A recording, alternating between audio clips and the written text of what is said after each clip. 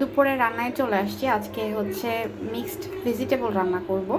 আসসালামু আলাইকুম, Fahmida's little kitchen and ব্লগসে সবাইকে স্বাগত। নতুন একটা ভিডিও নিয়ে হাজির হয়ে গেলাম।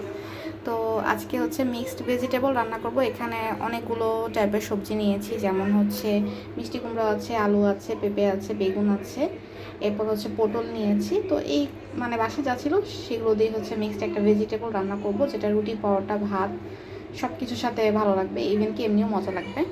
এরপর হচ্ছে মরিচ পেঁয়াজ কেটে নিয়েছি। এরপর হচ্ছে আরেকটা জিনিস রান্না করব, সেটা হচ্ছে পটল দিয়ে আর হচ্ছে মাছ দিয়ে একটা চাক ভাজির মতন করব, মাছটা ভাজির মতন করব, হালকা একটু গামাখা মশলা থাকবে। তো চলেন সবজি রান্নার রেসিপিটা আগে প্রথমে শেয়ার করি। আর এই সবজিটা রান্না করা খুবই সহজ। আমি প্রথমে সবজিটা হচ্ছে প্রেশার কুকারে সিদ্ধ করব।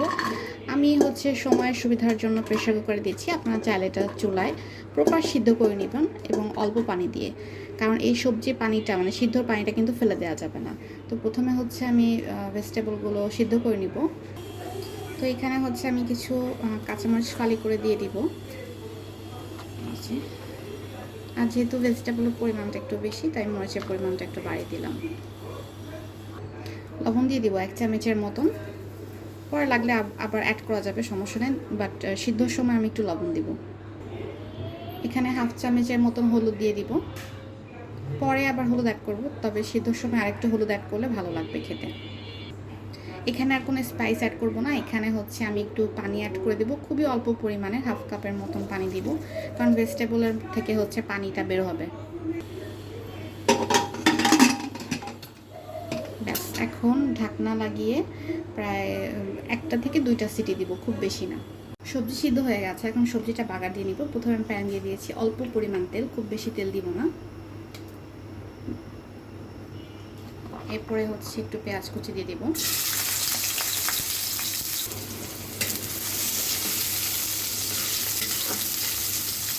পেঁয়াজটা হালকা করে একটু ভেজে নেব। প্রথমে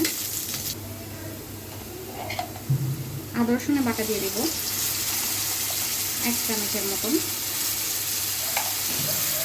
যেহেতু সিদ্ধর সময় আমি হলুদ দিয়েছি, এখন জাস্ট মশলা কষানোর জন্য অল্প একটু পরিমাণ হলুদ দিব। অল্প পরিমাণ দিব হচ্ছে ধনিয়া গুঁড়া, একটু পানি দিয়ে দেব, মশলাটাকে কষিয়ে নেব।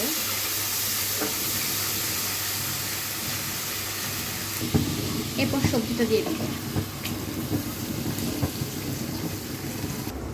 আচ্ছা, এখানে আমি 5 ফোড়নের গুঁড়ো দিয়ে দিলাম। আমি যে কোনো টাইপের সবজিতে একটু 5 ফোড়নের গুঁড়ো দিতে পছন্দ করি।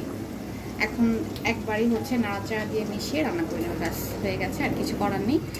এখন পানিটা জাস্ট একটু টানিয়ে শুকিয়ে নিতে হবে, হয়ে গেছে রান্না। এখানে চাইলে কেউ ধনিয়া পাতা অ্যাড করতে পারেন, তাতে সুন্দর ফ্লেভার হবে। তো পানিটা টানা পর্যন্ত অপেক্ষা করি। সবজি রান্না হয়ে গেছে, এখন হচ্ছে মাছটা ভেজে নেব হালকা করে। মাছ আর পটল একসাথে রান্না করব।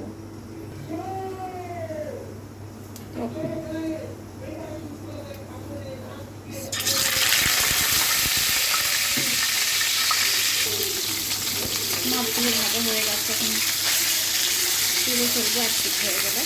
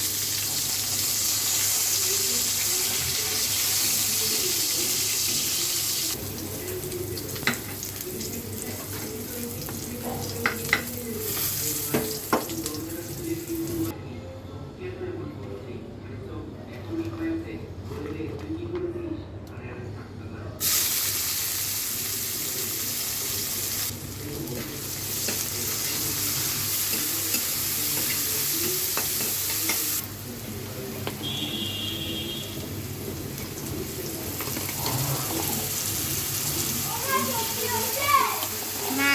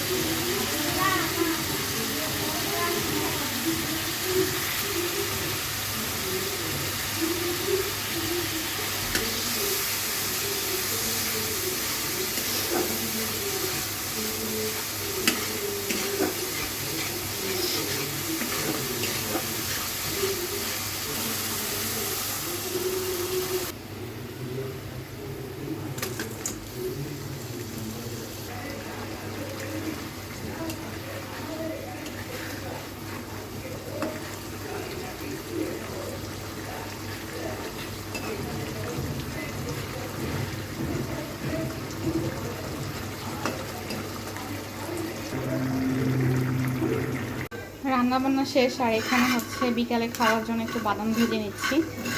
আর এই বাদাম ভাজা থাকলে একটু কয়েকটা খেলে ক্ষুধাটাও লাগে না এত বেশি। একটা হেলদি জিনিস বাদাম ভাজা।